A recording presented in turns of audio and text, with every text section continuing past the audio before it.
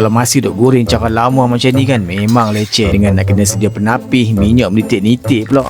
Ni hampa aku jumpa satu periuk yang boleh settle semua. Goreng sekata, tapis minyak pun cepat. Yang best kita boleh steam ataupun kukus sekali tau. Dan bekas ni juga kita boleh buat tempat storage makanan dan simpan dalam peti ais. Ni periuk function 4 dalam satu daripada Soup Vibe. Satu periuk ni boleh fryer, steamer, cooker dengan food storage all in one geng. Jimat duit, jimat ruang. Material dia jenis yang stainless steel, so memang tahan lasak, cepat masak dan masak pun sekata. Okey, dalam set ni dia bagi satu penapis yang ada pemegang ni, so senang kita nak angkat benda goreng tu. Satu rak untuk steam atau kukus ni, penutup dengan silikon seal ni, so dia tak leaking dan boleh simpan terus dalam peti ais. Dan juga pemegang kayu yang boleh elak panas ni, yang kita boleh pasang dan buka dengan pusing skru ni je. So memang buatkan bekas ni sesuai untuk kita nak guna kat rumah ke ataupun aktiviti outdoor macam camping apa ni.